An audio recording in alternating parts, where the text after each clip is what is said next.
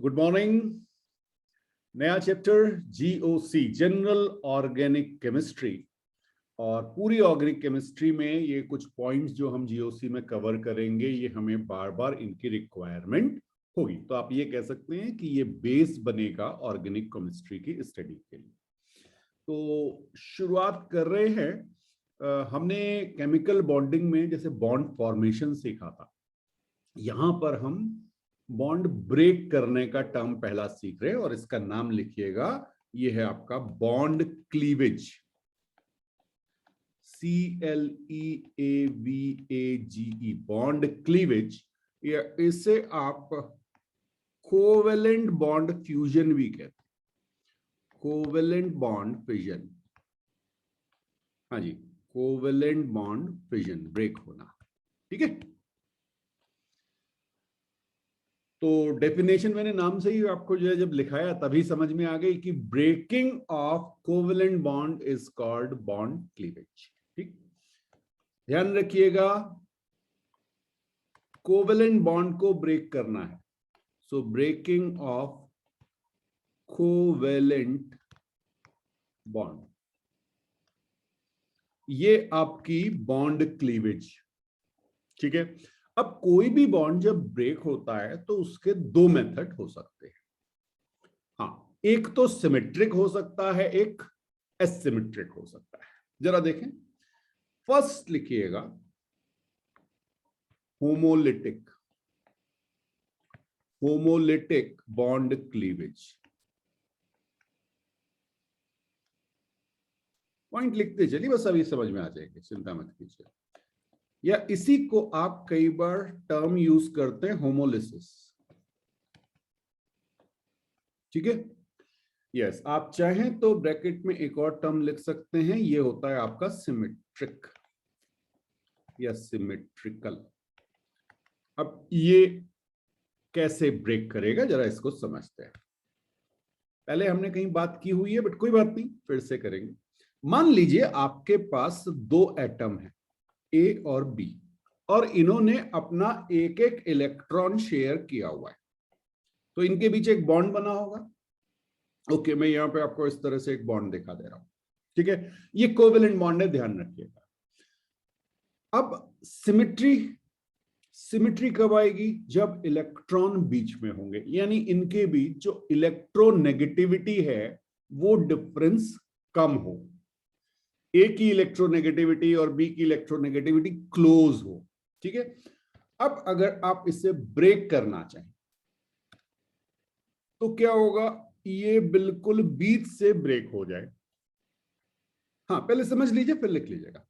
तो ये बीच से बिल्कुल ब्रेक हो गया और इसने आपको दिया एक तो ए एटम जो अपना इलेक्ट्रॉन लेके अलग हो गया, जो शेयरिंग की थी वो लेके अलग हो गया। ठीक है, और दूसरा बी, बी भी अपना इलेक्ट्रॉन लेके अलग हो गया। ये बात समझ में आई? तो इस टाइप की जो ब्रेकिंग ऑफ बॉन्ड है उसे आप कहेंगे होमोलिटिक बॉन्ड क्लीवेज।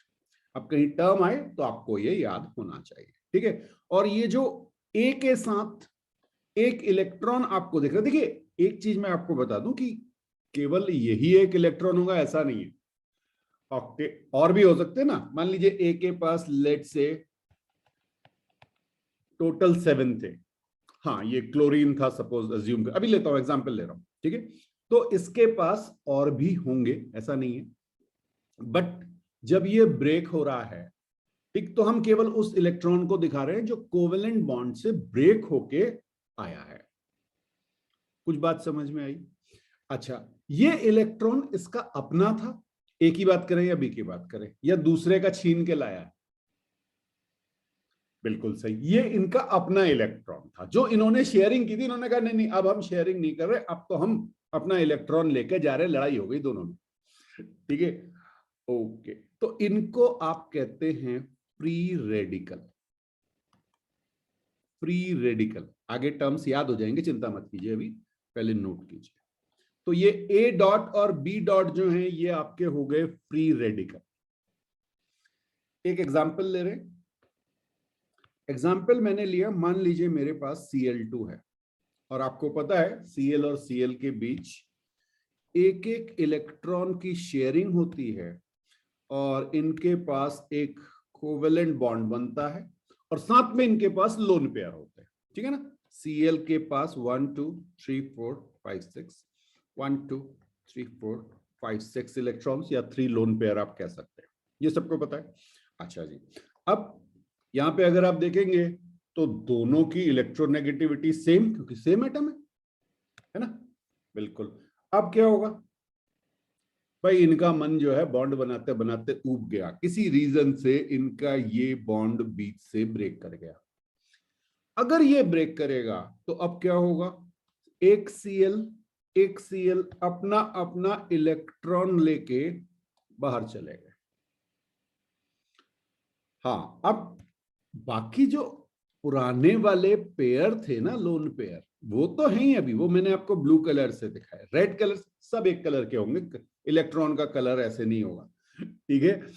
हाँ जी, बट समझाने के लिए हमने आपको बताया कि जो बॉन्ड से ब्रेक होके आया, यस, वो आपका क्या हो गया, रेड कलर का इलेक्ट्रॉन हमने आपको दिखा दिया। तो इसको आप कहेंगे chlorine free radical, chlorine free radical, और इसमें कोई चार्ज नहीं होगा, ये ध्यान रखिएगा, ये फ्री ऑफ चार्ज,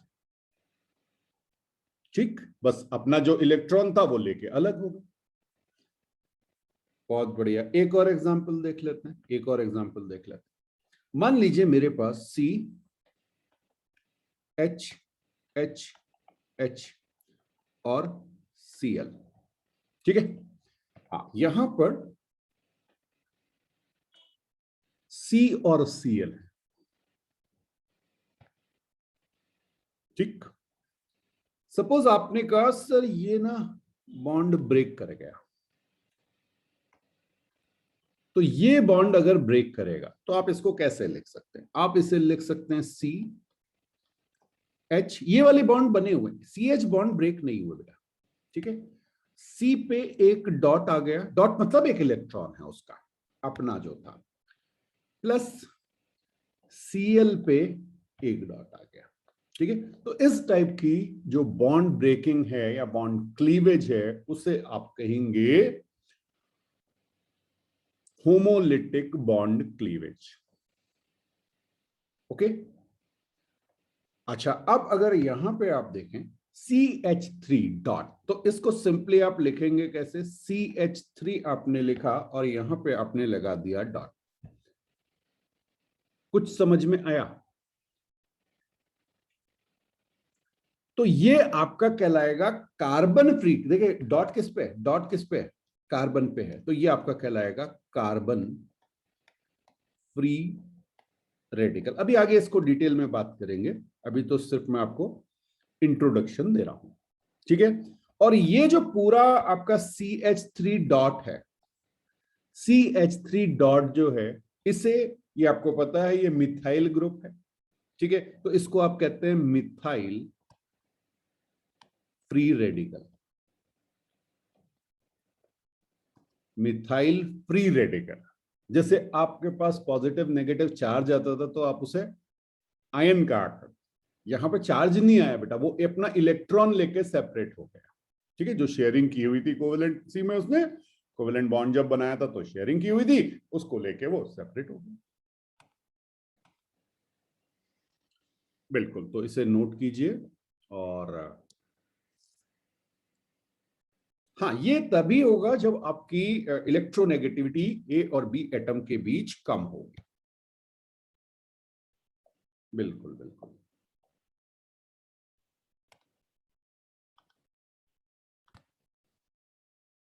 नेक्स्ट लिखिएगा हेट्रोलिटिक, हेट्रोलिटिक बॉन्ड क्लीवेज। बिल्कुल, आप इसे हेट्रोलिसिस भी कह सकते हैं, या आप इसे एसिमेट्रिक भी कह सकते हैं, नॉन सिमेट्रिक, अनसिमेट्रिक, बहुत सारे टर्म यूज किए जाते हैं।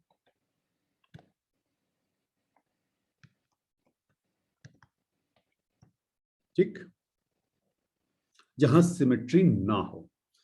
तो अब फिर से हम ए और बी ले रहे हैं जिनके बीच एक कोवेलेंट बॉन्ड है। कोवेलेंट बॉन्ड का मतलब इन्होंने यहाँ पे अपने अपने इलेक्ट्रॉन की शेयरिंग की करके बनाया हुआ है एक बॉन्ड, और ये आपका कोवेलेंट बॉन्ड कहलाया। ठीक है, अब यहां पर मैं एक एजम्पशन ले रहा हूं कि किसी एक की इलेक्ट्रोनेगेटिविटी ज्यादा है। ठीक, तो अभी ले लेते हैं बी की। ओके, आप चाहें तो मेंशन कर लीजिए electronegativity of B is greater than A. Okay, अब इलेक्ट्रोनेगेटिविटी ग्रेटर होने का मतलब क्या हो गया? ये जो इलेक्ट्रॉन पेयर आपको दिख रहा है ये शिफ्ट हो जाएगा टुवर्ड्स बी। ये सबको पता है। अच्छा, अब जब ये ब्रेक करेगा, मान लीजिए फिर इनमें कुछ तनातनी हो गई। तनातनी हो गई तो उन्होंने कहा कि अब हमारी जो ये पैक्ट था, बॉन्डिंग थी, अब ये जरूरी नहीं है भाई, हम ये बॉन्ड तोड़ रहे हैं। तो क्या होगा? बी ने तो पहले से इलेक्ट्रॉन पे कब्जा कर रखा है, अपनी ओर खींच रखे हैं। तो बी क्या करता है? बी ये दोनों इलेक्ट्रॉन लेके सेपरेट हो जाता है। बी दोनों इलेक्ट्रॉन लेके सेपरेट हो जाता है और ए से कहता है कि भाई मैं तेरे को ये इलेक्ट्रॉन नहीं दूंगा, क्योंकि बी जो है वो भारी भरकम है। भारी भरकम मतलब इलेक्ट्रोनेगेटिविटी ज्यादा है, तो उसने छीन लिए इलेक्ट्रॉन। ये समझ में आया? अब आप मुझे ये बताइए कि चार्ज किसके पास कैसा आएगा। ये बहुत इंपॉर्टेंट है। कई बार हमें यही समझ में नहीं आता कि क्यों हम प्लस लिख देते हैं, क्यों हम माइनस लिख देते हैं। ठीक, तो अब सोचिए, जब एक एक इलेक्ट्रॉन लेके गए थे तो कोई चार्ज नहीं आया था। अब ए के पास से कितने इलेक्ट्रॉन गए? बी के पास 2 इलेक्ट्रॉन गए हैं, लेकिन गया तो एक ही है ना। अरे एक तो बी का ही था। ए का कितना इलेक्ट्रॉन गया? ए का तो एक ही इलेक्ट्रॉन गया, तो ए पे चार्ज कैसा आएगा? पॉजिटिव। एक पॉजिटिव, 2 नहीं आएंगे बेटा, ये ध्यान रखना। आप दिखाते हैं कि 2 इलेक्ट्रॉन गए, लेकिन एक तो बी का ही था, वो तो ए का एक छीन ले गया ना। और बी पे कैसा आ जाएगा? माइनस। कुछ बात समझ में आई? तो जब भी कोई इलेक्ट्रॉन छीन के भागेगा तो भाई देखना पड़ेगा कि कितने इलेक्ट्रॉन छीन के भागा। तो बी जो है वो ए का एक ही इलेक्ट्रॉन तो ले गया, एक की तो उसने शेयरिंग की थी, एक तो उसका अपना था। तो चार्ज कितना आएगा? बी पे -1 और ए पे +1। कुछ बात समझ में आई? हाँ, ऐसा रिवर्स में भी हो सकता है। मान लीजिए आपने कहा कि, फिर से बॉन्ड आपको दिखा देते हैं। आपने कहा electronegativity of B is less than A. Reverse हो जाएगा बेटा। ठीक है, हाँ, यहां पे आपके पास ये इलेक्ट्रॉन थे, इन्होंने बॉन्ड बना रखा था। अब क्या होगा? ये इलेक्ट्रॉन जो है इसे ए अपनी ओर खींच लेगा। हाँ, एटम तो कोई भी हो सकता है ना। मैं तो ए और बी, मैंने जनरल एटम दी। मैंने आपसे ये तो कहा नहीं कि ए की ये वाला एटम है, बी ये वाला, कोई भी जनरल रैंडम ले लिया। ठीक है, अच्छा जी, तो आपको ये ध्यान रखना पड़ेगा कि किसकी इलेक्ट्रोनेगेटिविटी ज्यादा और किसकी कम। तो पीरियोडिक टेबल वाला जो चैप्टर है, एक बार उसको जल्दी से रिवाइज कर लीजिएगा जब भी आपको टाइम मिले। ठीक है, स्पेशली इलेक्ट्रोनेगेटिविटी वाला जो हमने एक चार्ट बनाया था, किसकी इलेक्ट्रोनेगेटिविटी कितनी, वो 0.5 0.5 0.5 वाला गैप चल रहा था। ओके, तो यहां पर ए के पास क्या आ गए? दोनों इलेक्ट्रॉन। चार्ज कैसा आ गया? माइनस का।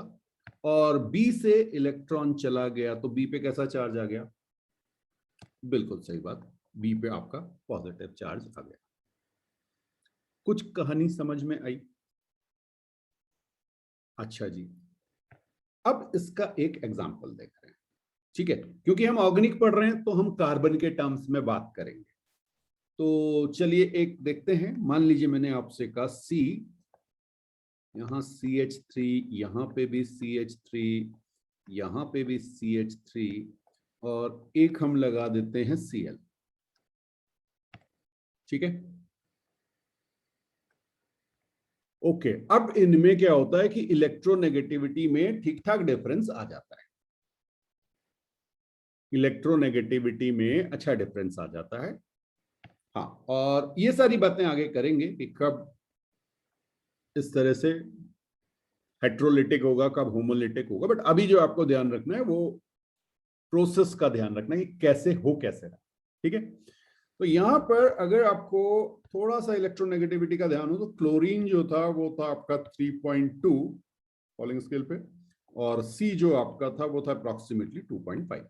ठीक, तो ऑब्वियसली क्लोरीन क्या करेगा, क्लोरीन इन इलेक्ट्रॉन को अपनी ओर खींच लेगा।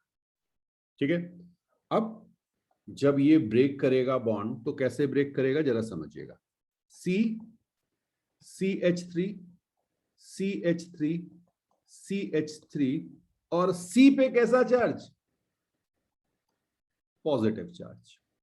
क्यों, क्योंकि इसका इलेक्ट्रॉन Cl छीन लेगा, और Cl के पास यहां पे आपको ये वो वाले इलेक्ट्रॉन हैं जो पेयर बॉन्ड बना रहा था। इसके अलावा और भी होंगे, मैं उनको दिखा नहीं रहा हूं अभी आपको। ठीक है, बट ध्यान रखिएगा जो लोन पेयर उसके पास थे वो होंगे ही होंगे। हाँ, आप चाहें तो यहाँ पे इस तरह से चाहें तो बना दीजिए।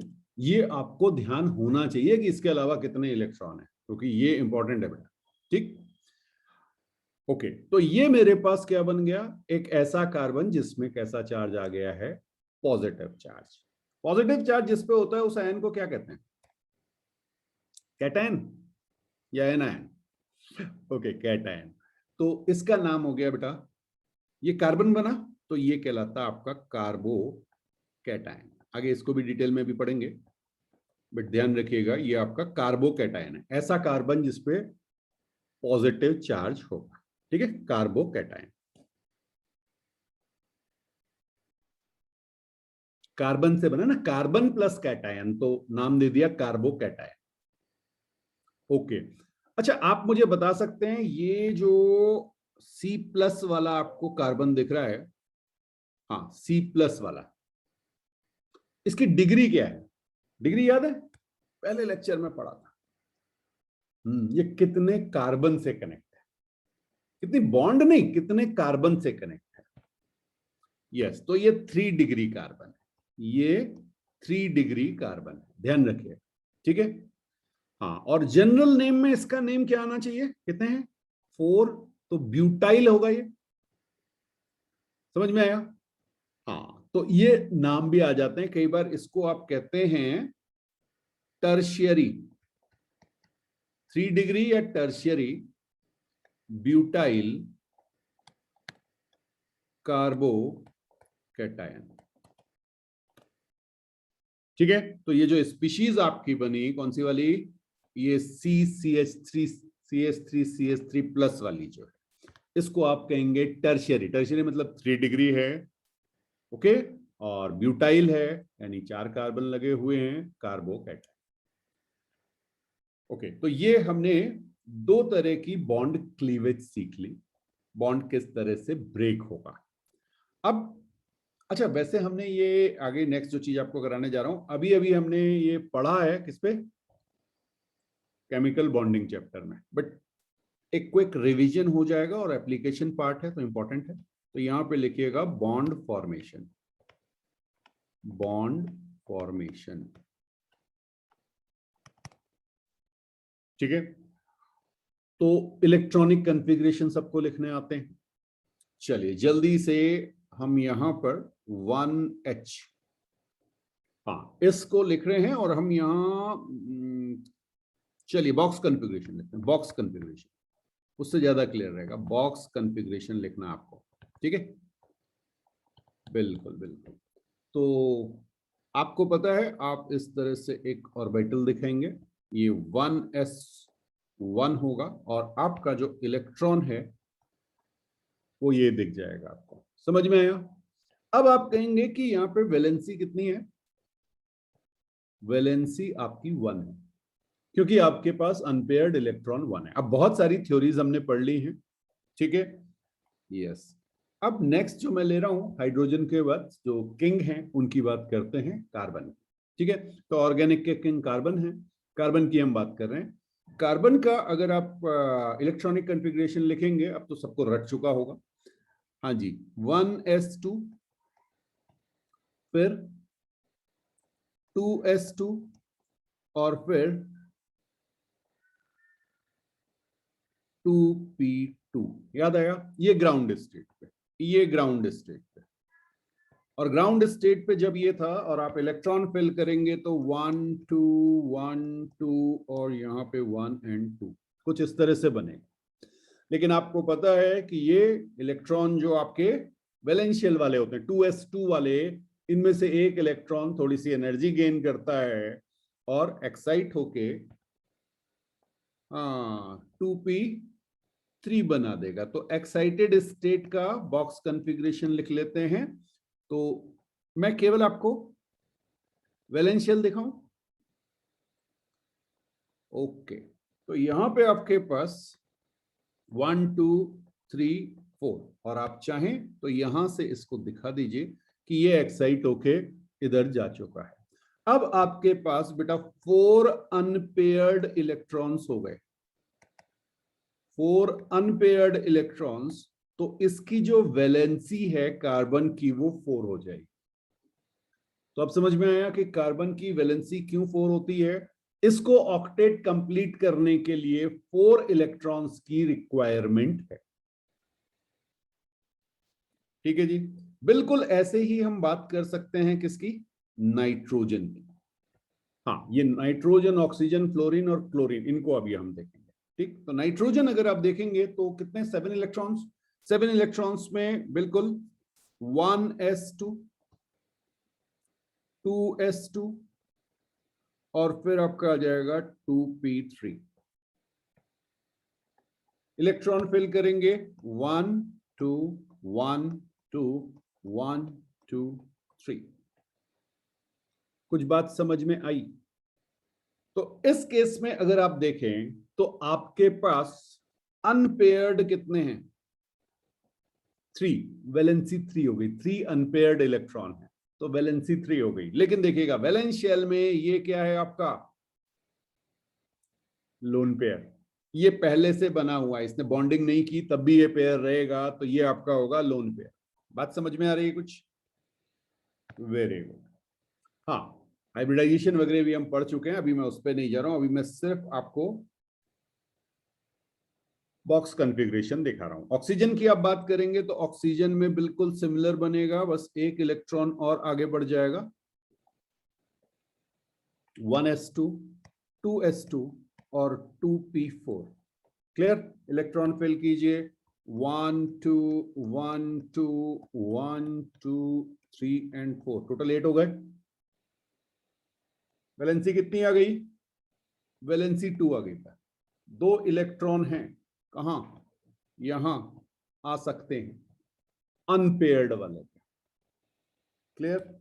और इसी तरह से अगर आप 9f को देखेंगे तो 1 वैलेंसी आ जाएगी। अब मैं उसको नहीं दिखा रहा हूं आपको। ठीक है, ओके। सिमिलरली अगर आप Cl की बात करें 17 क्लोरीन, अब क्या होगा? इलेक्ट्रॉनिक कॉन्फ़िगरेशन लिखते हैं 1s2 2s2 2p6, 10 हो गए। ठीक है, हाँ फिर अच्छा 3s2 फिर 3p5। ऐसा कहा आपने? आराम से चेक कीजिए, आराम से चेक कीजिए। ठीक है, अब एक चीज का ध्यान रखिएगा, एक चीज का ध्यान रखिएगा, sp, लेकिन जैसे ही आप थर्ड पे पहुंचे d ऑर्बिटल अवेलेबल होंगे। यहां पर 3d भी अवेलेबल होंगे, उनमें कोई इलेक्ट्रॉन नहीं है वो बात अलग है, लेकिन 3d अवेलेबल हो जाएंगे। क्यों?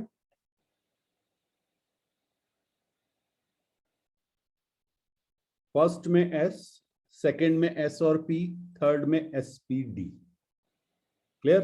इलेक्ट्रॉन आपके पी तक हैं, बिल्कुल सही बात है। यहाँ पे आपके पास 3p बना होगा जिसमें 3 कमरे होंगे, इसमें आप इलेक्ट्रॉन फिल करेंगे तो 1 2 3 4 5 इस तरह से इलेक्ट्रॉन फिल्ड होंगे। डी में नहीं गए होंगे, लेकिन डी आपके पास वैकेंट ऑर्बिटल हैं। तो यहां ध्यान रखिएगा, ये टर्म आगे बहुत यूज में आने वाले हैं। क्लोरीन के पास वैकेंट ऑर्बिटल हैं।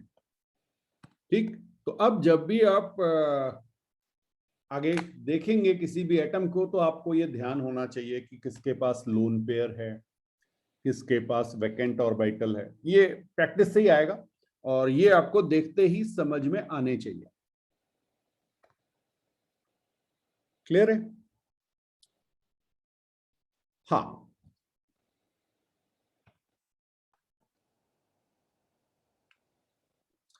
तो ये हमने बेटा बॉक्स कॉन्फ़िगरेशन लिखा। अब जरा एक चीज और देखते हैं। देखिए सबसे ज्यादा जो हमारा यूज आएगा वो कार्बन और हाइड्रोजन होगा, तो जरा हाइड्रोजन को समझने की कोशिश करते हैं। ठीक है, हाइड्रोजन एटम।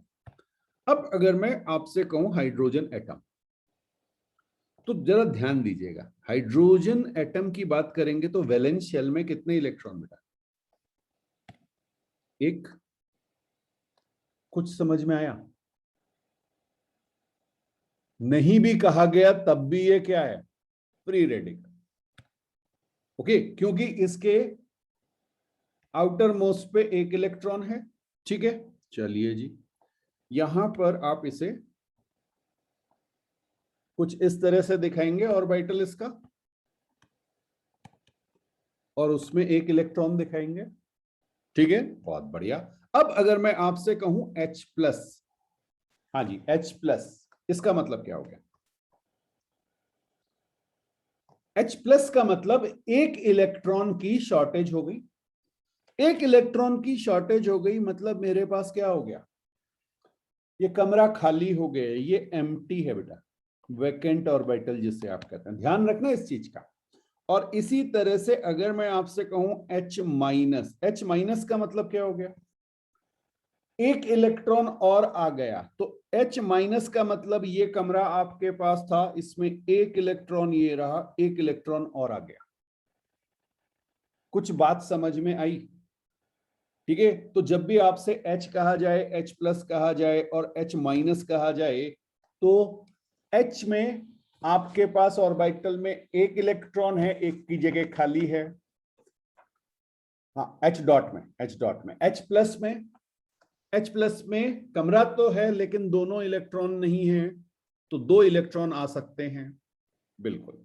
अब जरा बात करेंगे कि भाई इस तरह की जब सिचुएशन होगी तो बॉन्ड कैसे फॉर्म होगा। ठीक है, तो बॉन्ड कौन बनाएगा? Bond formation. अभी H और H प्लस और H माइनस की बात करते हैं, तो बॉन्ड फॉर्मेशन। ठीक है, अब आपको पता है भाई बॉन्ड फॉर्मेशन में क्या होता है, वो इलेक्ट्रॉन पेयर ही जाता है। ठीक है, तो अब कैसे होगा? देखिए एक H अपने ऑर्बिटल में एक इलेक्ट्रॉन, अब मैं डॉट से दिखा रहा हूं, ठीक है, और दूसरा H, इसके पास भी एक ऑर्बिटल में एक इलेक्ट्रॉन, ये दोनों अपना अपना इलेक्ट्रॉन लेके आए, बोले भाई शेयरिंग कर लेते हैं। शेयरिंग क्यों कर रहे हैं? स्टेबिलिटी के लिए।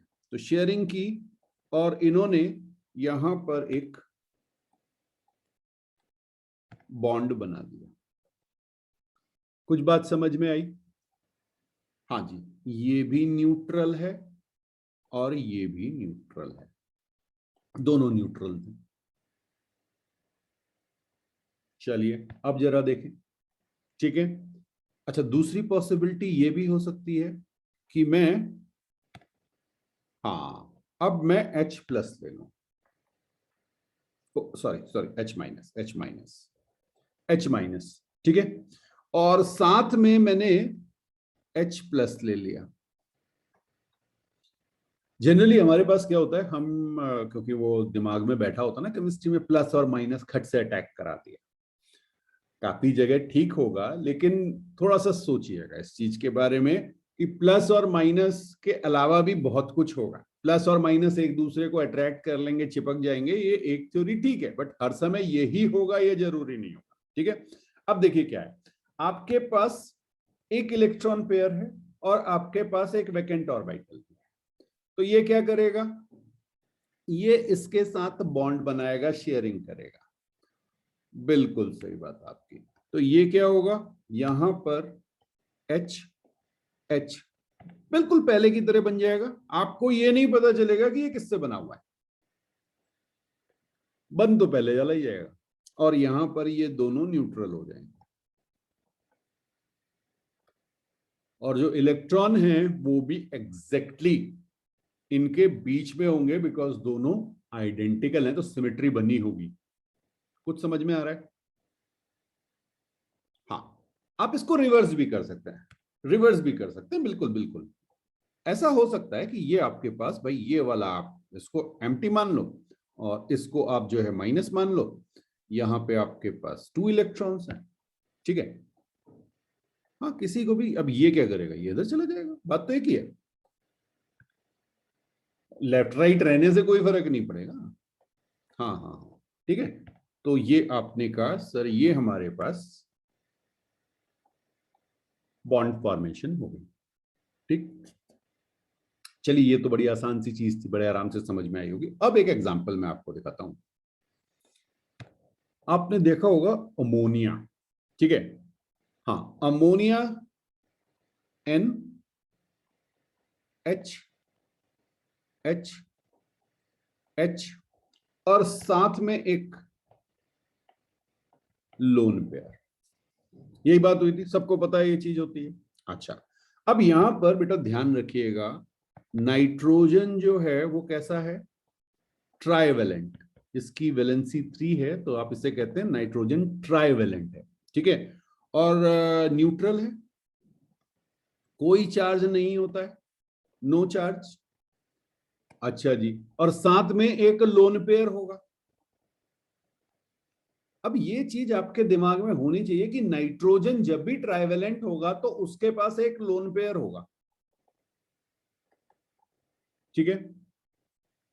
अब मैंने आपसे क्या कहा, लोन पेयर बॉन्ड बना सकता है, लोन पेयर बॉन्ड बना सकता है। कहां बनाएगा बॉन्ड, जहां वैकेंट ऑर्बिटल होगा, ठीक है।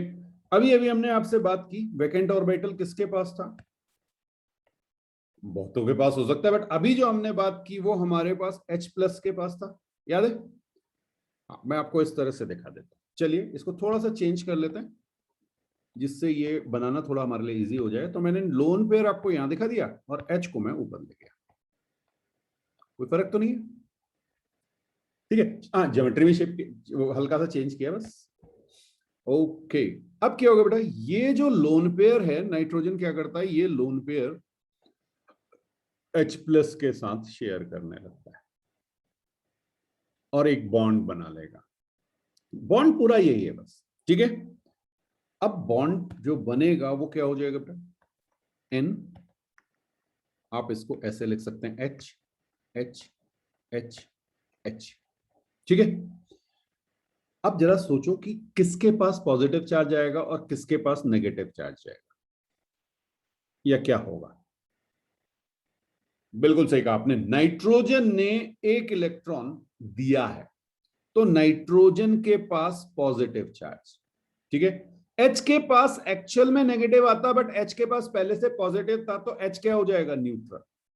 तो ये आपकी NH4 प्लस, या जिसे आप अमोनियम आयन कहते हैं, वो बन जाता है अमोनियम आयन। कुछ बात समझ में आई, बॉन्ड फॉर्मेशन समझ में आया। अब यहां पर बड़ी इंटरेस्टिंग सी चीज है, ध्यान दीजिएगा। यहां पर आपका जो नाइट्रोजन है, हाँ, नाइट्रोजन जो आपका है वो कैसा हो गया है, टेट्रावेलेंट, ट्राइवेलेंट नहीं रहा बेटा। अरे 4 बॉन्ड दिख रहे हैं आपको, ये टेट्रावेलेंट है और उस पे अब चार्ज आ गया पॉजिटिव चार्ज, अब न्यूट्रल नहीं रहा वो। तो कभी भी आप ध्यान रखिएगा कि नाइट्रोजन जब भी ट्राइवेलेंट होगा उसके पास एक लोन पेयर होगा, हाँ, और उस पे चार्ज न्यूट्रल होगा, ठीक है। लेकिन जब भी नाइट्रोजन आपका टेट्रावेलेंट होगा तो उस पे पॉजिटिव चार्ज आएगा और लोन पेयर कोई भी नहीं होगा। क्लियर है, बिल्कुल इसी तरह से आपका H2O का कॉन्सेप्ट है। चलिए देख लेते हैं ये। अब आपको समझ में आ रहा होगा कि मैं आपसे बार बार क्यों कह रहा था कि ये H2O NH3, बिकॉज यहीं से इनको ध्यान रखना है कि इनके पास लोन पेयर हो, ठीक है। अब देखिए H2O आपके पास है, अभी मैं वही H प्लस ले रहा हूं, मेरे पास H प्लस है, H प्लस के पास वैकेंट ऑर्बिटल है ना, उसका इलेक्ट्रॉन जा चुका, कमरा खाली पड़ा हुआ है। चलिए, ये ऑक्सीजन क्या करेगा, यहां बॉन्ड बनाएगा। ऑक्सीजन के पास 2 इलेक्ट्रॉन, लोन पेयर, ठीक है। हाँ, 2 लोन पेयर हैं। अभी मैं जिसकी ब्लू कलर से जो मैंने आपको दिखाया, मैं उसकी बात कर रहा हूं। वहां पे 2 इलेक्ट्रॉन, एक लोन पेयर कहेगा भाई H के साथ मैं बॉन्ड बना लेता हूं, उसका कमरा खाली। बिल्कुल बिल्कुल बिल्कुल। तो अब क्या होगा, क्या बना, ये बना बेटा HOH, और यहां पे एक बॉन्ड बन गया H, ठीक है। अब जरा सोचिए कि चार्ज किस पे आया, किसने इलेक्ट्रॉन दिया, ऑक्सीजन ने इलेक्ट्रॉन दे दिया। कैसा इलेक्ट्रॉन दिया, कितना इलेक्ट्रॉन दिया, 1 इलेक्ट्रॉन दिया। ओके, तो ऑक्सीजन पे कैसा चार्ज आया, प्लस। बात समझ में आई, ऑक्सीजन पे प्लस चार्ज आया। और H पे, H पे पहले से प्लस था, माइनस गया तो न्यूट्रल हो गया, ठीक है। तो ये आपका बना H3O प्लस। इसके बारे में जानते हैं कुछ,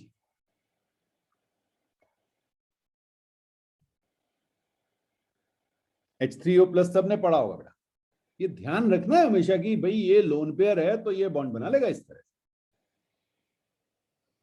हाँ, एसिड में पढ़ा होगा ना आपने, क्लास 10th में जब एसिड पढ़ा था तब पढ़ा था ना। बिल्कुल बिल्कुल। तो अब एक चीज का ध्यान रखिए, जब आपका ऑक्सीजन डाइवेलेंट है,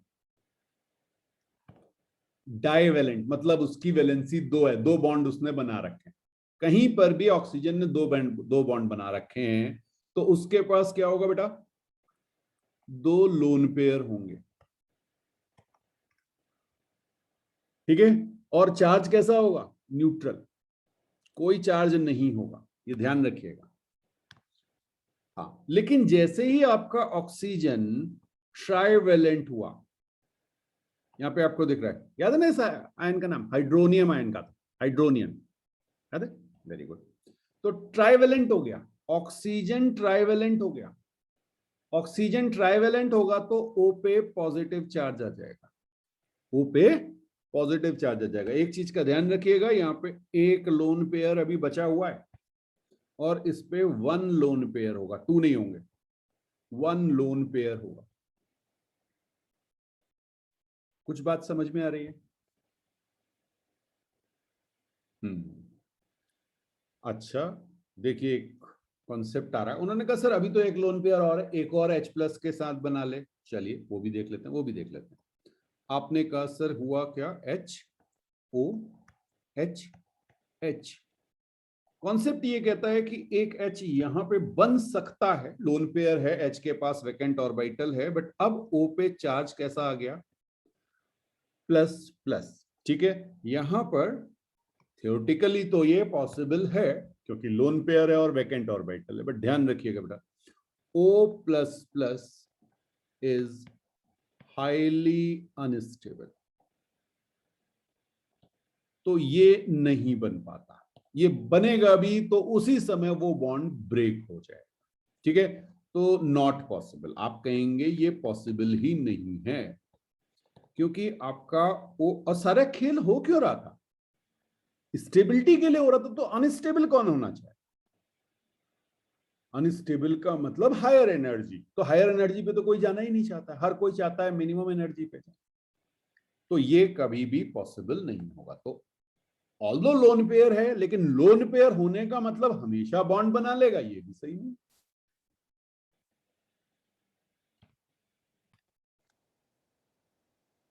नेक्स्ट हेडिंग है रिएक्शन इंटरमीडिएट, ठीक है। इंटरमीडिएट टर्म समझते हैं, जो बीच में आए। अब यहां किसके बीच में आए भाई, तो समझिएगा, आपके पास रिएक्टेंट होते हैं, आपके पास प्रोडक्ट होते हैं, ठीक। तो जो भी स्पीशीज किसी रिएक्शन में रिएक्टेंट और प्रोडक्ट के बीच में बने, बहुत थोड़े टाइम के लिए बनेगी, उसको कहते हैं रिएक्शन इंटरमीडिएट। फिर से मैंने आपसे कहा, कोई भी रिएक्शन है, उसमें रिएक्टेंट होंगे, उसमें प्रोडक्ट होंगे, बीच में कोई ऐसी स्पीशीज बन रही है जो थोड़ी देर के लिए बन रही है, तो उस स्पीशीज को आप क्या कहेंगे? Reaction intermediate. समझ में आया? तो आप चाहें तो इसको डेफिनेशन में लिख लीजिए। Reaction intermediates are short lived species which are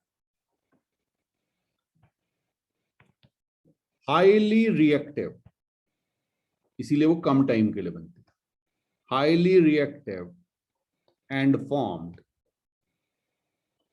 during the chemical reaction. Okay, और क्लियरिटी के लिए लिख लीजिए बाय बॉन्ड क्लीवेज। तो जब भी आपके बॉन्ड ब्रेक होंगे तो ये बन जाएगी। ठीक है, जैसे अगर मैं आपसे कहूं, एक एग्जांपल ले लेते हैं। मान लीजिए मेरे पास है CH3CH2Cl, ठीक, और हमने क्या किया, यहां पे आपको पता है कि मेरे पास इलेक्ट्रॉन थे। अभी हम ये अज्यूम कर लेते हैं कि यहां पे हमारे पास हेट्रोलिसिस हो रहा है, ठीक है, क्योंकि अभी मैं आपको सिर्फ इंटरमीडिएट का कॉन्सेप्ट बता रहा हूं, इसलिए अभी हमने ये अज्यूम किया कि ये हेट्रोलिसिस बॉन्ड क्लीवेज। ठीक है, तो क्या होगा, ये इलेक्ट्रॉन ऑब्वियसली आपको देख रहा है क्लोरीन के पास जाएगा, क्योंकि क्लोरीन ज्यादा इलेक्ट्रोनेगेटिव है। बहुत बढ़िया। तो आगे क्या करेगा, ये आपको देगा CH3 CH2 और यहाँ पे आपको देगा Cl। अब बेटा आपको दिखाने हैं चार्ज, यहाँ पे नेगेटिव आएगा, यहाँ पे पॉजिटिव आएगा। ये बात समझ में आई? तो आपके पास क्या बना? आपके पास बना कार्बोकैटायन। कार्बोकैटायन, अभी थोड़ी देर पहले मैंने आपको ये नाम बताया था। ठीक है, कार्बन पे जब भी पॉजिटिव चार्ज आता है तो उसे कहते हैं कार्बोकैटायन। ये कार्बोकैटायन जो है, ये ही आपका रिएक्शन इंटरमीडिएट हो गया। रिएक्शन इंटरमीडिएट हो गया। अब समझिएगा बेटा, ये बहुत ज्यादा देर तक रुकेगा नहीं, ये कहीं ना कहीं रिएक्ट करेगा। तो अब आप समझ रहे होंगे कि क्यों ये चीजें पढ़ना जरूरी है, क्योंकि जब आप रिएक्शन की बात करेंगे, रिएक्शन है क्या? बॉन्ड ब्रेकिंग और बॉन्ड फॉर्मेशन। पुराने बॉन्ड का ब्रेक होना, नए बॉन्ड का फॉर्म होना, यही तो है आपका रिएक्शन। ठीक है, किसी भी रिएक्शन में यही चीजें होती हैं। ओके, तो रिएक्शन इंटरमीडिएट समझ में आ गया। अब टोटल आपके, अभी तो हम 3 टाइप पढ़ेंगे, बट लिख लीजिए टोटल 6 टाइप के होंगे ये reaction intermediate, total 6 type. Okay, हाँ, नाम तो यहां पे लिख ही लीजिए, बाकी बाद में पढ़ेंगे। पहला है कार्बोकैटायन, ये नाम तो आपने सुन लिया, तो कार्बोकैटायन। सेकंड लिखिएगा कार्बन फ्री रेडिकल, ये नाम भी आपने सुना था, कार्बन फ्री रेडिकल, इनके बारे में डिटेल में बात करेंगे। और फिर हमारे पास है थर्ड है कार्बेनायन। कार्ब एनायन हो गया ना, हाँ, तो ये C- है। इसके अलावा एक हम पढ़ेंगे कार्बीन, एक हम पढ़ेंगे नाइट्रीन, और एक हम पढ़ेंगे बेंजाइन।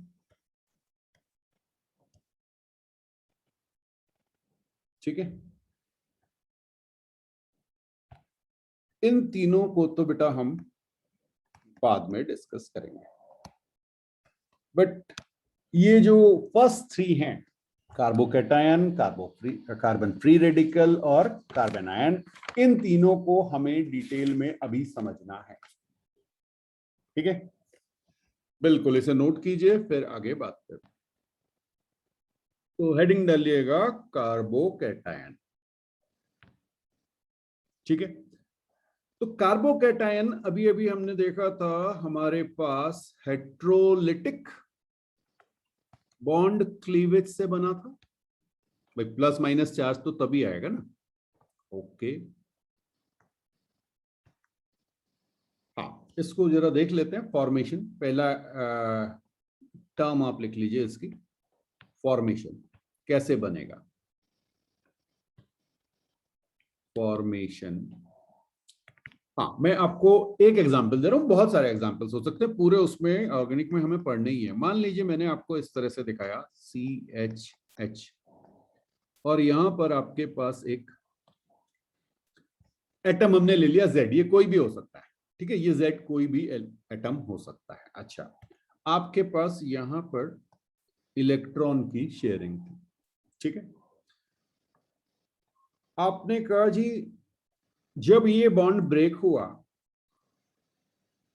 तो ये Z जो है ये इलेक्ट्रॉन लेके निकल लिया। यहां पे आपके पास बना CH3, और चार्ज कैसा आया, क्योंकि इसका इलेक्ट्रॉन छीन लिया, इस पे प्लस चार्ज आया, ठीक है। और साथ में आपके पास बना Z-, और यहां पर मैं ये इलेक्ट्रॉन शो कर दे रहा हूं जो इसने छीने हैं। एक इसका अपना था, एक इसने छीना है, ठीक है। तो जिनकी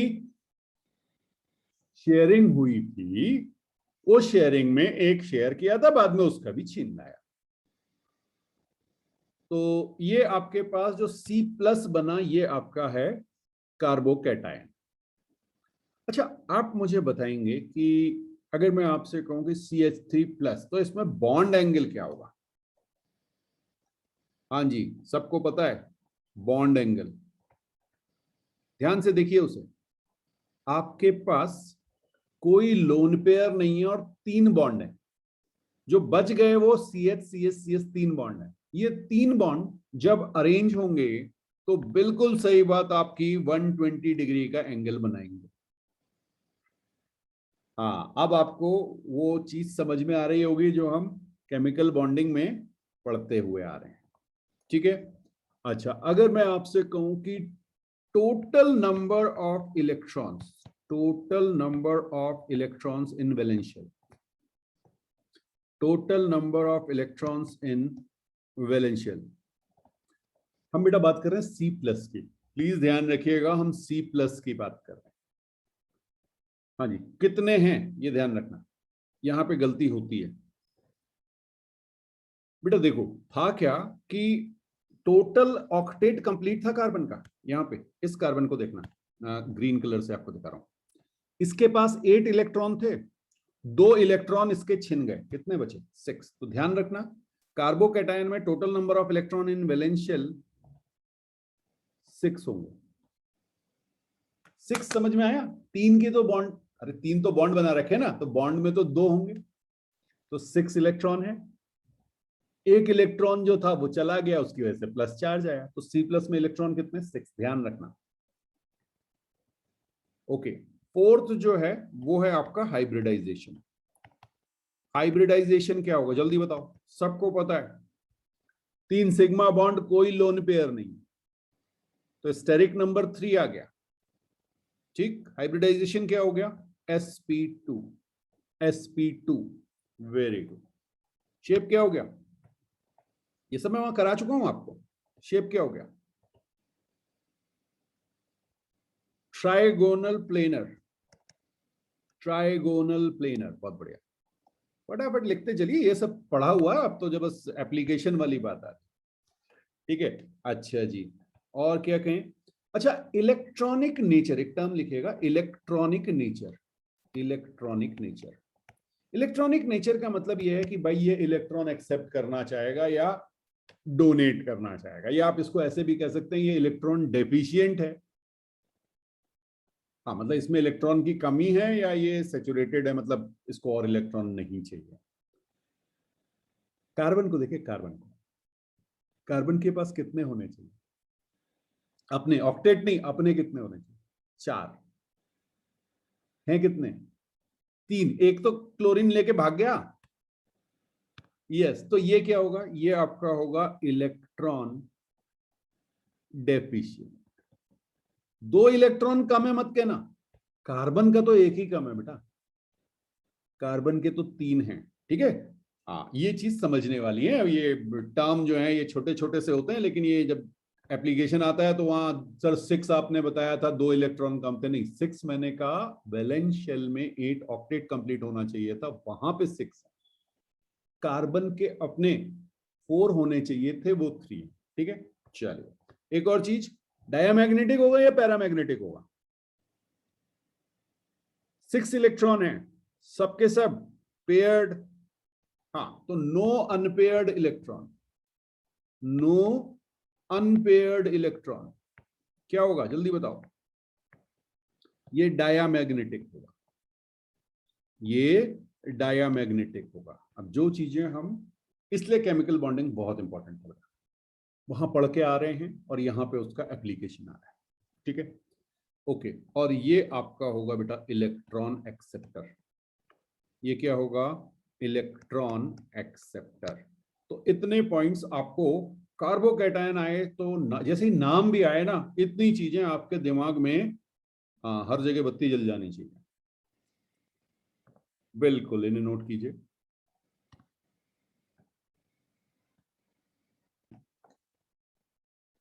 नेक्स्ट बेटा कार्बन फ्री रेडिकल, और हमें पता है कार्बन फ्री रेडिकल जो है ये आपका आता है होमोलिटिक बॉन्ड क्लीवेज। यस, आज ही हमने पढ़ा था इसे स्टार्टिंग में। सो होमोलिटिक बॉन्ड क्लीवेज से हमारे पास कार्बन फ्री रेडिकल बनेगा। सबसे पहले इसका फॉर्मेशन देख लेते हैं। फिर से सपोज मेरे पास CH हाँ, ये मैं एक एग्जाम्पल के तरह ले रहा हूं बेटा, ये कोई भी आपके पास कंपाउंड हो सकता है। हाँ, यहां पर अब जो मेरे पास ये Z मैंने लिया हुआ है, ये कोई एटम है, और यहां पर मैं एज्यूम कर रहा हूं कि जो मेरा बॉन्ड क्लीवेज है वो होमोलिटिक है। अगर होमोलिटिक है तो क्या बनेगा? CH3, और यहां पर मेरे पास एक इलेक्ट्रॉन आ जाएगा। बहुत ध्यान से समझना इस चीज को, और यही आपको डिफरेंस भी बताएगा प्रीवियस केस को और ज्यादा क्लियर करेगा। ठीक है, और Z के पास भी एक इलेक्ट्रॉन आ गया, और ये बात भी हमने कर ली थी, दोनों अपना अपना इलेक्ट्रॉन लेके गए तो दोनों न्यूट्रल होंगे। अच्छा, अब जल्दी से मुझे बताइए कि भाई बॉन्ड एंगल क्या होगा? बॉन्ड एंगल क्या होगा? बॉन्ड हैं कितने? बॉन्ड अभी भी 3 है बेटा। हाँ, एक इलेक्ट्रॉन है, लोन पेयर भी नहीं है, लोन पेयर भी नहीं है, देखिए ये अकेला है वो, तो लोन पेयर में काउंट नहीं करेंगे। ठीक है, तो आपके पास बॉन्ड एंगल क्या कहेंगे आप? 120 डिग्री है, क्योंकि 3 बॉन्ड्स आपके पास। ठीक है, ओके।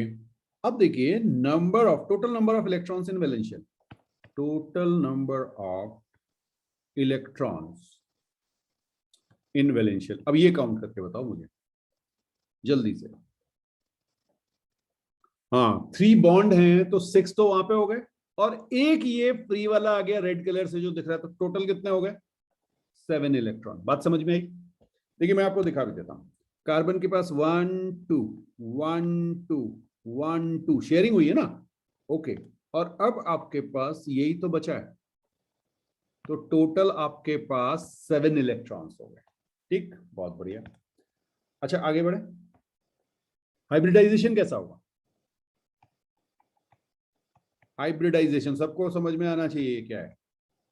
बहुत बढ़िया बेटा। हाइब्रिडाइजेशन 3 सिग्मा आपको दिख रहे हैं, तो 3 सिग्मा का मतलब sp2, इसीलिए तो वो एंगल आपका 120 डिग्री आ रहा था। ठीक है, बहुत बढ़िया। अब कभी भी आपका कार्बन फ्री रेडिकल आए तो आपके दिमाग में ये घंटी बज जानी चाहिए कि भाई मेरा हाइब्रिडाइजेशन जो है वो sp2 है। sp2 मतलब शेप जो है वो ट्राइगोनल प्लेनर है, तो शेप लिख लीजिएगा ट्राइगोनल प्लेनर शेप। ठीक, अच्छा, और क्या लिखा था हमने प्रीवियस केस में? Electronic nature. इलेक्ट्रॉनिक नेचर कैसा होगा?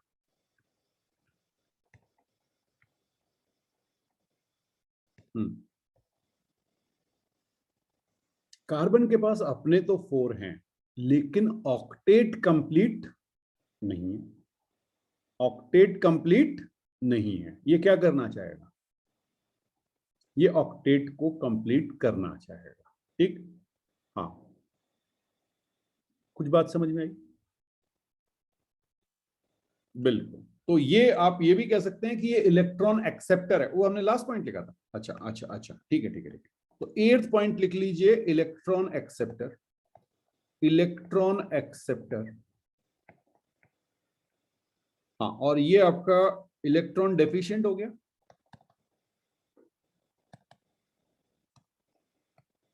ठीक है। अच्छा, 7th पॉइंट की बात कीजिएगा, पैरामैग्नेटिक है या डायमैग्नेटिक है? 7 इलेक्ट्रॉन है, 7 इलेक्ट्रॉन है। 7 इलेक्ट्रॉन है तो अनपेयर्ड होगा, पेयरिंग तो हो नहीं सकती। ठीक, तो ये पैरामैग्नेटिक हो गया, बिल्कुल सही बात आपने कही। तो यहाँ पे लिख दीजिए पैरामैग्नेटिक। चीजें समझ में आ रही बेटा? ये बहुत जरूरी है कि हमें ये छोटे छोटे पॉइंट्स समझ में आए। अब बेटा नेक्स्ट हेडिंग डालिएगा कार्बन आयन। ठीक है, कार्ब एनायन क्या है? जिसपे कार्बन पे नेगेटिव चार्ज आ जाए। अब ये कैसे आएगा, सबसे पहले इसकी भी बात करते हैं, फॉर्मेशन की। जब हम कार्बन आयन की फॉर्मेशन की बात करेंगे तो हम आपसे कहेंगे कि फिर से हम एक CH और H ये लिया हमने, और यहां पर हमने एक डिफरेंट एटम ले लिया है Z। ठीक है, इस Z के पास एक इलेक्ट्रॉन जिसने शेयर किया था कार्बन के साथ। अब डिफरेंस क्या है कि कार्बन जो है वो ज्यादा इलेक्ट्रोनेगेटिव है इन कंपैरिजन टू Z। ठीक, तो ये जो इलेक्ट्रॉन पेयर आपको बॉन्ड में दिख रहा है, ये बेटा शिफ्ट होता है कार्बन की ओर, कार्बन इसको लेके भाग जाता है। पहली बार कार्बन से लेके भाग गया था कोई, अब कार्बन लेके भाग गया, क्योंकि कार्बन यहां पर भारी भरकम है इन कंपैरिजन टू Z। भारी भरकम मतलब इलेक्ट्रॉन खींचने के लिए भारी भरकम। ठीक है, इलेक्ट्रोनेगेटिविटी ज्यादा है। तो यहां पर आपके पास CH ये तो बना, साथ में आपके पास क्या आ गया? हाँ जी, ये आपका एक इलेक्ट्रॉन पेयर, और क्योंकि एक इलेक्ट्रॉन एक्स्ट्रा आ गया इसलिए इस पे चार्ज नेगेटिव, और साथ में आपके पास Z पॉजिटिव आ गया। कुछ बात समझ में आई?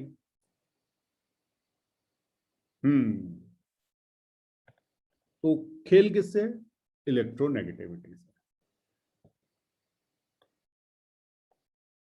दोनों केसेस हमने ले लिए, ए और बी, मैंने आपको दोनों ही केसेस बताए थे। तो एक बार कार्बन से इलेक्ट्रॉन छिन गया, एक बार कार्बन पे इलेक्ट्रॉन आ गया। अच्छा, अब जितनी चीजें हमने देखी थी उनको फिर से समझने की कोशिश करते हैं। बॉन्ड एंगल, हाँ जी, ध्यान से देख के बताइए। बॉन्ड एंगल, 3 बॉन्ड दिख रहे हैं और एक लोन पेयर दिख रहा है।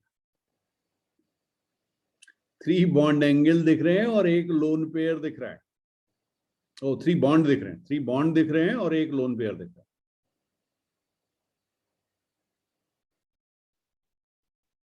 है। sp3 हाइब्रिडाइजेशन, ओके, 109.5 होना चाहिए sp3 के हिसाब से, लेकिन यहां पे नहीं होगा। लोन पेयर क्या करेगा? कम कर देगा। ठीक है, तो बेटा ध्यान रखिएगा, 107 डिग्री, 2.5 डिग्री का डिफरेंस बताया था मैंने आपको। ये NH3 टाइप की चीज बन गई, similar to NH3। 109.5 degree, note कर लीजिए, नोट कर लीजिए। हाँ, ये धीरे धीरे याद हो जाएंगे। यही तो एप्लीकेशन आता है। ऑल्दो वहां पे हमने पढ़ा था इसको बहुत डिटेल में, बट ये अब एप्लीकेशन में आ। ठीक है, तो आप, हाँ, -2.5 sp3 में ये होता है बेटा, sp3 में। ठीक है, लेकिन यहां पर लोन पेयर सबके सब बॉन्ड होंगे तो था 109.5। अब क्या होगा? -2.5, एक लोन पेयर आया, इसकी वजह से फर्क आ जाता है, तो ये आपका 107 डिग्री, ये आपका आंसर 107 डिग्री। ठीक है, ओके, नेक्स्ट लिखिएगा। कई बार क्या होता है, आप लेस देन 109.5 ध्यान रखना। हाँ, ये तो मैंने आपको बताया था कि 2.5 एक लोन पेयर की वजह से sp3 में 2.5 डिग्री का इफेक्ट पड़ जाएगा। जैसे H2O में 104 आ जाता था, इसलिए याद है? हाँ, 104.5 आएगा ना। 2.5 और 2.5 दो लोन पेयर है, तो दोनों की वजह से इतना डिफरेंस आ जाएगा 5 डिग्री। ठीक है, ये धीरे धीरे याद हो जाएगा, चिंता मत करें। ओके, नेक्स्ट लिखिएगा, total number of electrons in valence shell. Total number of electrons in valence shell.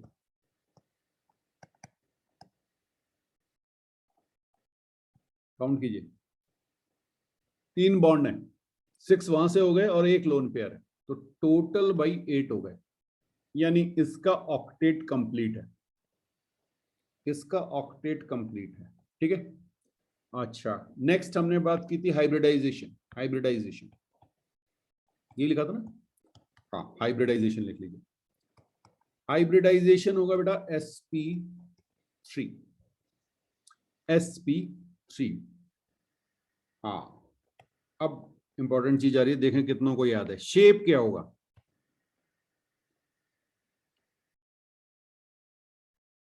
Orbital geometry नहीं कह रहा हूं, और ऑर्बिटल की ज्योमेट्री नहीं कह रहा हूं, शेप कह रहा हूं। लोन पेयर को काउंट नहीं करना है, लोन पेयर को काउंट नहीं करना है। नहीं नहीं नहीं नहीं, देखो ना ऐसे बनेगा 1 2 3 और यहां पर आपका ये लोन पेयर। ठीक है, अब लोन पेयर को काउंट नहीं करना है तो इसको उड़ा देते हैं, ऐसे बना। ये क्या बना, ये बना trigonal pyramidal. Yes, bipyramidal नहीं, शेप आपका होगा ट्राइगोनल पिरामिड, ट्राइगोनल पिरामिडल।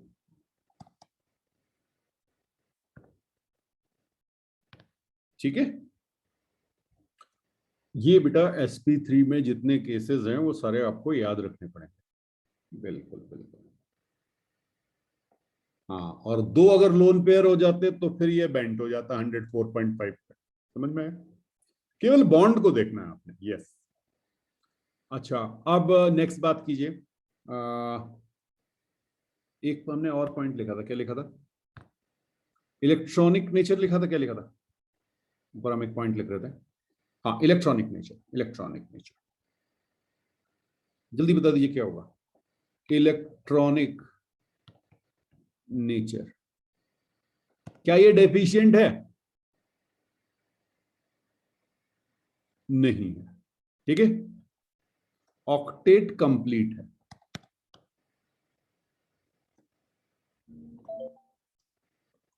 लेकिन इस पे नेगेटिव चार्ज है, ये ध्यान रखिएगा।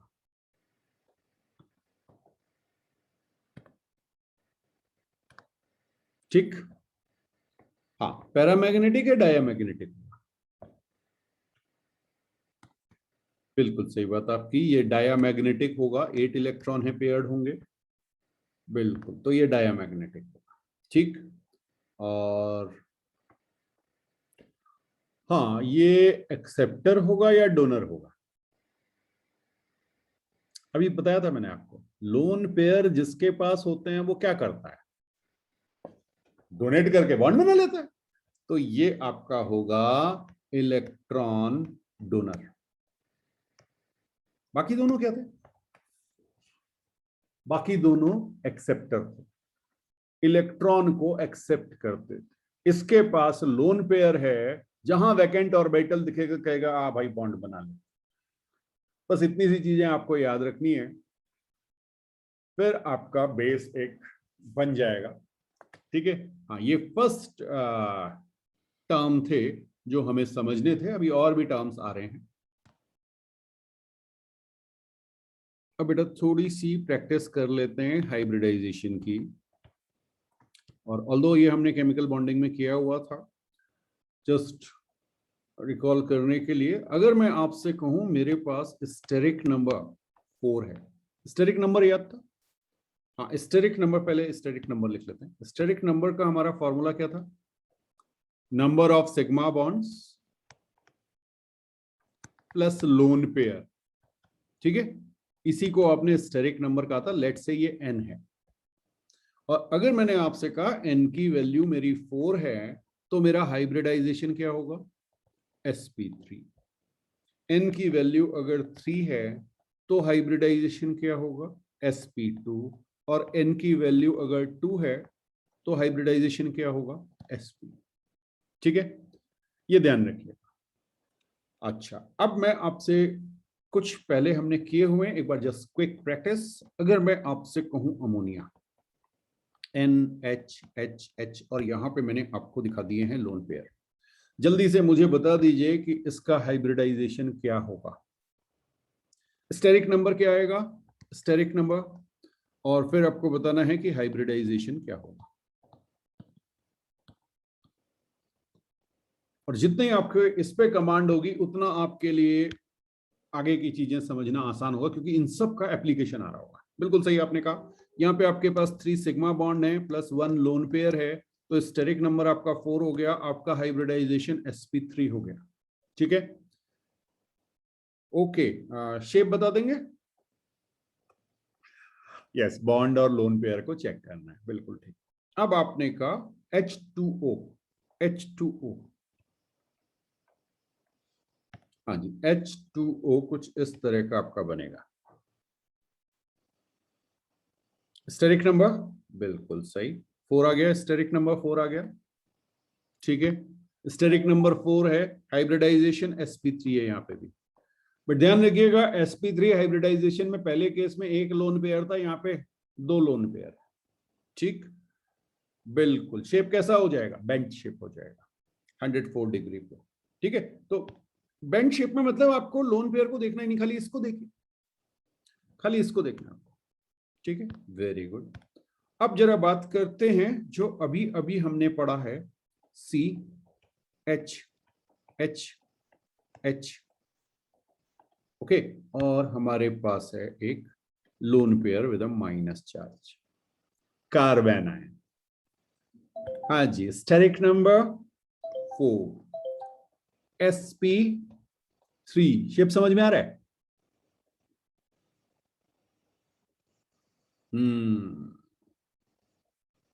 अभी तो लिखा था ट्राइगोनल पिरामिड, ट्राइगोनल पिरामिड। ठीक है, वेरी गुड। अच्छा जी, अब थोड़ा सा ना चेंज करते हैं। देखिए, ये तो एक जरा देखिए, CH3C,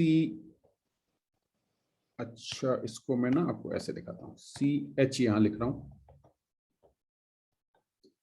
यहां पे मैं डबल बॉन्ड लिख रहा हूं, यहां पे मैं H लिख रहा हूं, और ये मेरे पास, हाँ जी,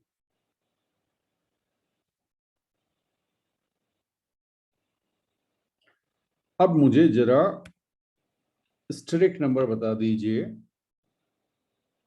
कार्बन का। कौन से कार्बन का? ये वाले कार्बन का। हाँ जी,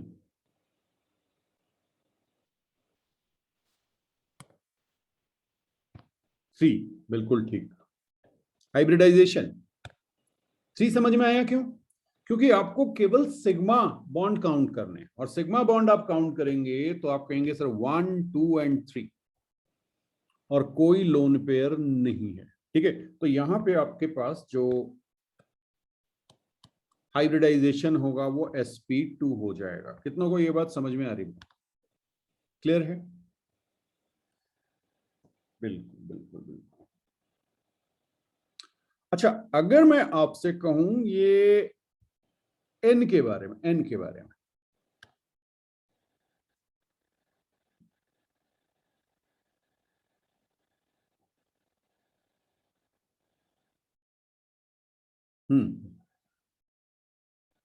n को देख सकते हैं? n का स्टेरिक नंबर भी 3 आएगा। वहां पे बॉन्ड तो 2 ही होंगे, एक पाई बॉन्ड वाला गायब हो जाएगा। ठीक है ना, पाई बॉन्ड को कंसीडर नहीं करेंगे तो 2 सिग्मा बॉन्ड है, लेकिन साथ में एक lone pair. Okay, very good. अब ये ध्यान रखनी है आपको चीजें। अच्छा, एक अब इंपॉर्टेंट पॉइंट आपको लिखा रहा हूं, लिखिएगा। ये ऑल्दो आगे जाके और क्लियर होगा, बट यहां पे आप मेंशन कर लीजिए, क्योंकि मैं आपको हाइब्रिडाइजेशन बता रहा हूं। CH3 डबल बॉन्ड CHN, यहां पर मेरे पास है HH, और ठीक है, यहाँ पे इंपॉर्टेंट लिख लो, चाहो तो डबल स्टार बना दो। अब अगर मैं आपसे पूछूं कि मेरे पास ये जो कार्बन है, कौन सा कार्बन, ये जो मैं आपको ग्रीन कलर से दिखा रहा हूं, ठीक है, इसका मैं आपसे हाइब्रिडाइजेशन पूछूं, जो मैंने आपको मेथड बताया है उसके हिसाब से स्टेरिक नंबर बताइए और हाइब्रिडाइजेशन बताइए।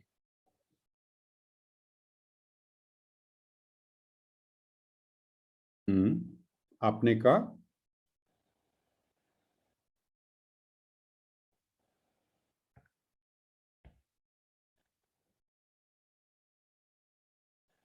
कार्बन का।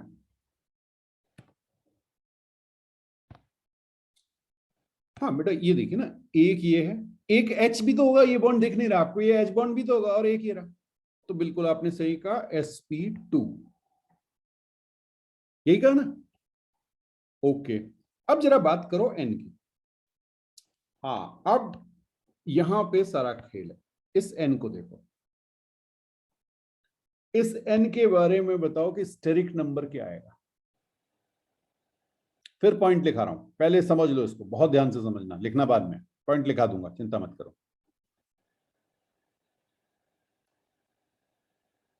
आपको 3 सिग्मा बॉन्ड दिख रहे हैं, एक लोन पेयर दिख रहा है, आपने कहा स्टेरिक नंबर 4 है, और आपने कहा हाइब्रिडाइजेशन sp3 है।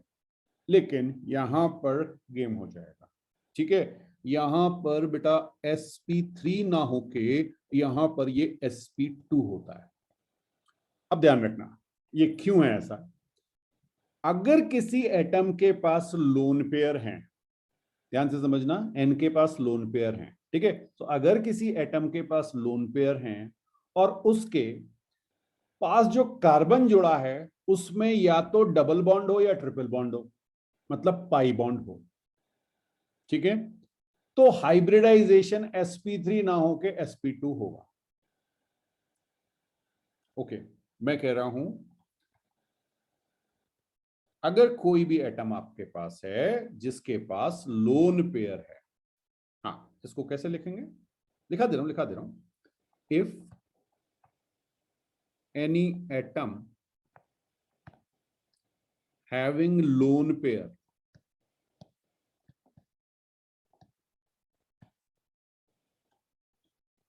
connected या bonded भी लिख सकते हैं to a carbon with double or triple bond, double or triple bond, then hybridization is not sp3, rather it is sp2, ठीक है। हाँ क्यों होगा ये आगे समझ में आएगा। एक्चुअल में ये लोन पेयर जो है ये एक बॉन्ड बना देता है, पाई बॉन्ड। हाँ ये आगे जब पढ़ेंगे तो ये आगे क्लियरिटी आएगी, बट क्योंकि ये हाइब्रिडाइजेशन की हम बात कर रहे हैं तो यहाँ पर ये पॉइंट जानना जरूरी है। तो अब ये स्पेशली ध्यान रखना पड़ेगा कि जब भी आप किसी एटम का हाइब्रिडाइजेशन निकाल रहे हैं और आपने देखा उस पे लोन पेयर है, तो अगल बगल चेक कीजिए भाई जिस कार्बन से लगा हुआ उसके साथ डबल बॉन्ड तो नहीं है कहीं, या ट्रिपल बॉन्ड तो नहीं है, ठीक है। ऐसे ही एक और चीज देखते हैं, देखिएगा एक एग्जांपल और लिख रहे हैं, CH2 double bond CH C H H, और यहां पे मैंने आपको दिया है नेगेटिव चार्ज, लोन पेयर है, ठीक।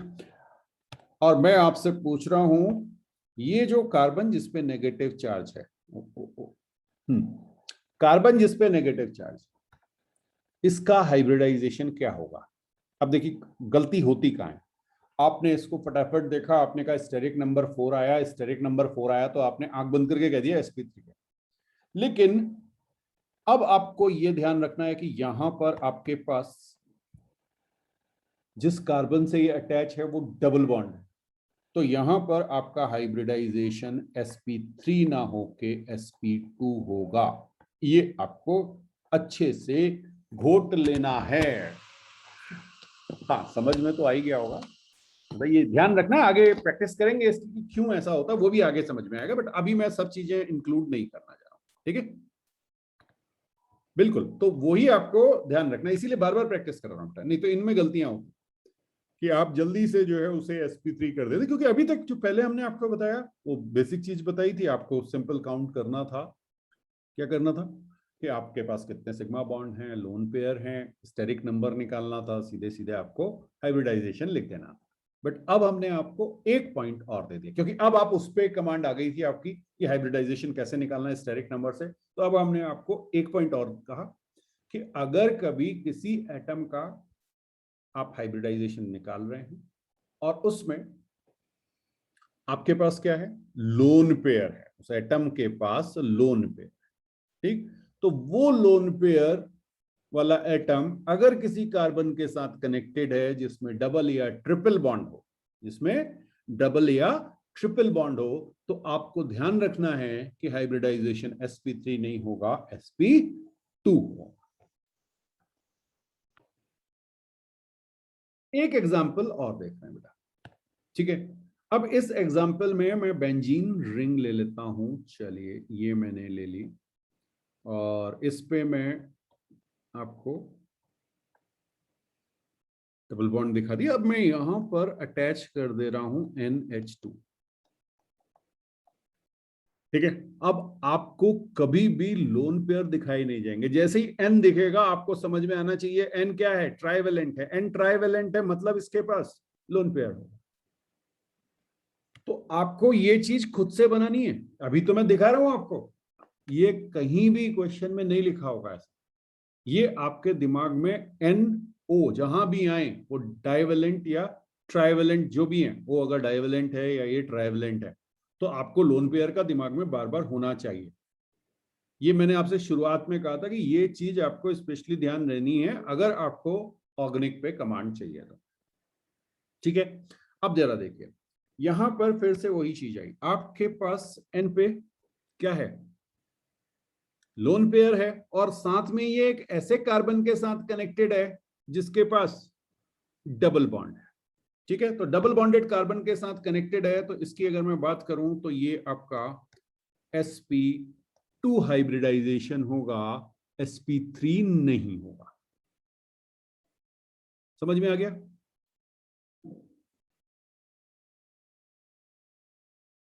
sp3 हाइब्रिडाइज ना होके ये sp2 होगा।